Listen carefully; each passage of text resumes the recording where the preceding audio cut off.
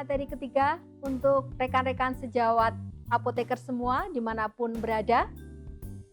Dari 2 materi yang sudah saya sampaikan, saya sudah berbagi bagaimana kita bisa membuat formulasi baik itu hand sanitizer maupun sediaan kosmetik dengan bahan dasar dari bahan alam. Apa tujuannya? Tentu tujuannya cukup jelas supaya kita tetap cantik, kulit kita tetap sehat, terutama pada saat era pandemi saat ini yang membuat kita tidak bisa banyak keluar rumah untuk melakukan perawatan tubuh. Nah, pada materi ketiga ini saya akan mengangkat topik terkait bagaimana kita tetap cantik saat pandemik dengan menggunakan kosmetik yang aman. Kita tahu saat ini kita memang harus banyak stay at home. Kita tidak bisa banyak beraktivitas di luar, melakukan aktivitas-aktivitas perawatan tubuh seperti biasa. Sehingga dengan adanya aktivitas di dalam rumah, kita banyak sekali atau sering sekali melakukan pemesanan kosmetik via online. Itu sekarang sudah menjadi bagian dari lifestyle kita ya, untuk melakukan pembelian secara online. Beberapa produk yang kita beli diantaranya ada produk-produk personal care yang digunakan untuk perawatan tubuh dan juga beberapa produk kosmetik yang itu memang sering kita gunakan. Sebelum saya memasuki materi yang lebih dalam, di sini saya ingin menegaskan lagi untuk kita merefresh bersama-sama apa perbedaan dari sediaan kosmetik dan sediaan obat. Keduanya cukup sering kita dengar, tetapi mungkin pada saat kita akan melakukan pemilihan kosmetik, kita menjadi lupa apakah ini sediaan kosmetik atau ini sediaan obat. Kita ingat lagi fungsi dari kosmetik, dari pengertiannya. Kosmetik merupakan suatu sediaan yang memang digunakan untuk bagian luar tubuh, di mana fungsinya diantaranya adalah untuk membersihkan, menambah daya tarik, mengubah penampilan, melindungi, dan juga akan tetap menjaga tubuh kita dalam keadaan yang baik dan sehat.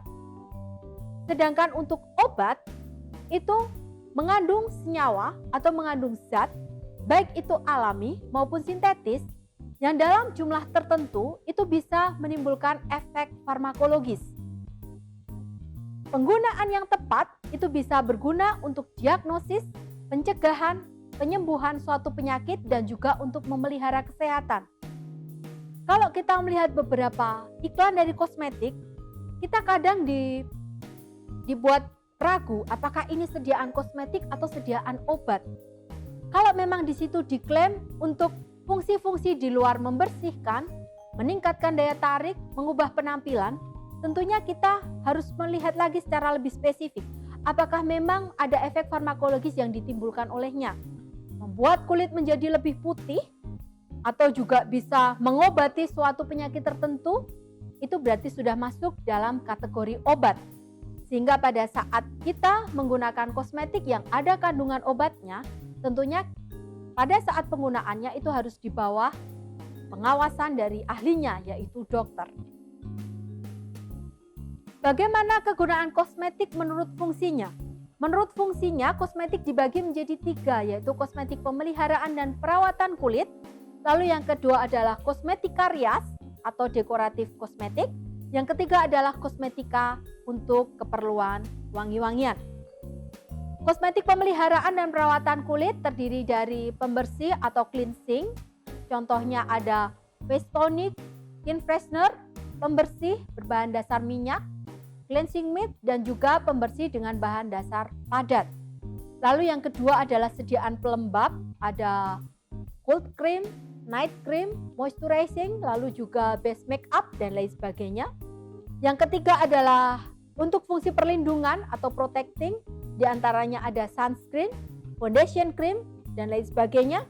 Lalu juga beberapa fungsi untuk penipis atau tightening, yaitu bubuk peeling yang fungsinya untuk mengangkat sel-sel kulit yang ada di bagian paling luar supaya kulit menjadi lebih cerah karena akan mengangkat sel kulit mati yang bisa menjadikan kulit kita tampak lebih kusam. Lalu yang kedua adalah kosmetik rias atau decorate kosmetik. Di sini kosmetika yang sering dipakai untuk keperluan make up seperti pemerah pipi, pemerah bibir, eyeshadow, dan lain sebagainya. Lalu yang ketiga adalah kosmetik wangi-wangian seperti parfum, kolon, deodoran, vaginal spray, dan juga yang lain sebagainya. Yang fungsinya untuk meningkatkan aroma yang lebih baik pada saat kita berpenampilan. Beberapa kosmetik di era pandemik saat ini, untuk kosmetik pemeliharaan dan perawatan, itu merupakan kosmetik utama atau kosmetik kunci yang harus selalu kita gunakan untuk menjaga kulit kita supaya tetap sehat dan juga tetap segar. Lalu untuk kosmetika rias, pada saat era pandemi mungkin penggunaan kosmetika rias tidak seperti biasa pada saat kita menggunakan sebelum terjadinya pandemi. Keterbatasan kosmetika rias ini dikarenakan memang karena saat ini kita wajib menggunakan masker. Sehingga penggunaan kosmetika rias sangat diminimalisasikan karena sudah tertutup oleh masker. Yang ketiga adalah kosmetika wangi-wangian yang juga saat ini masih sering digunakan. Walaupun wajah kita tertutup oleh masker, tetapi kita tetap harus menjaga kesehatan kulit wajah kita.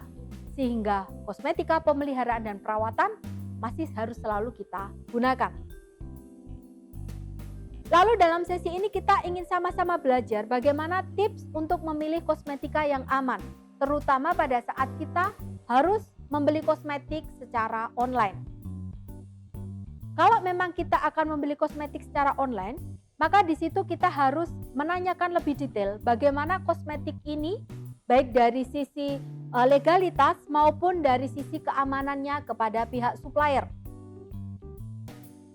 Ada beberapa tips dalam memilih kosmetika secara aman yang dikenal dengan 5T. Apa itu 5T? Yang pertama adalah teliti sebelum membeli.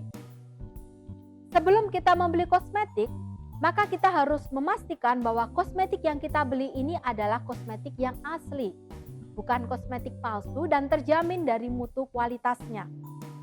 Salah satu cara untuk bisa memilih kosmetik yang aman tentunya kita harus membeli kosmetik dari official store yang ada pada pembelian online. Jadi kita tidak hanya mempertimbangkan sisi harga saja, tetapi dengan kita membeli kosmetik langsung dari official store-nya, maka di sini akan bisa memastikan bahwa kosmetik yang kita beli ini merupakan kosmetik yang asli, sehingga keamanan dan kualitasnya terjamin. Yang kedua adalah teliti legalitas kosmetik. Setiap kosmetik yang beredar itu tentunya harus disertai dengan izin edar dari Badan POM. Nah, nomor izin edar dari kosmetik ini harus selalu kita pantau. Nomor notifikasi dari kosmetik itu benar atau tidak. Nah, pastikan nomor notifikasi dan nomor registrasi yang ada di dalam kosmetik yang dicantumkan pada kemasan itu memang ada dan benar. Caranya bagaimana? Caranya dengan kita melakukan cek pada web Badan POM.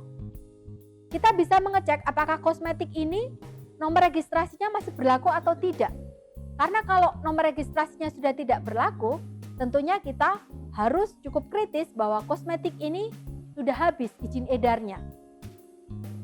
Yang ketiga adalah teliti komposisi dari kosmetik. Dengan pengetahuan kita sebagai apoteker, tentunya kita tahu bahan berbahaya yang terkandung di dalam sediaan yang kita jumpai. Sehingga kita perlu melihat komposisinya. Apakah sediaan kosmetik yang kita beli, komposisinya cukup aman digunakan atau tidak? Mengandung berbahaya atau tidak? Yang keempat adalah teliti pembuat dan penyalur kosmetik.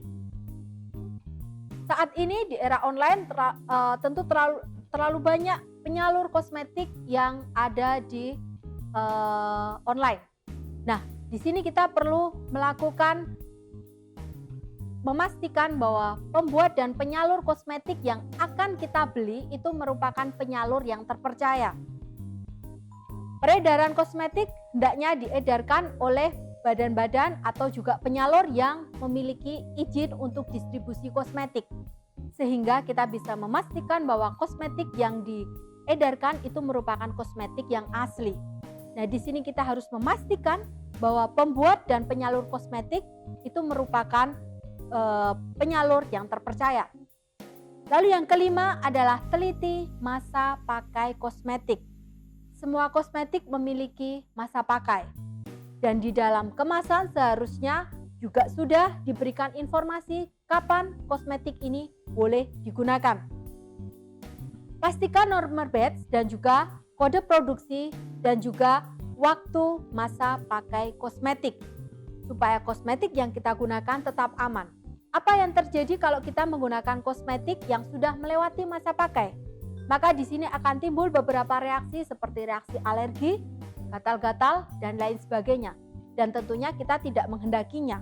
Maka kita harus memastikan bahwa nomor batch dan kode produksi dan juga masa pakai kosmetik masih memenuhi batas aman untuk digunakan.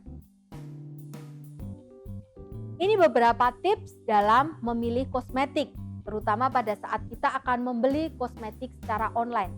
Jangan hanya tergiur dari harga, tergiur dari iklan-iklan bahwa dengan menggunakan kosmetik ini kulit kita menjadi lebih baik, tetapi kita tetap harus selektif saat kita akan membeli sediaan kosmetik terutama untuk pembelian secara online. Supaya apa? Supaya kulit kita bisa tetap sehat, bisa tetap cantik dan juga tidak terjadi beberapa reaksi yang mungkin akan merugikan untuk kulit kita. Selamat untuk membeli kosmetik dalam batas-batas yang lebih aman.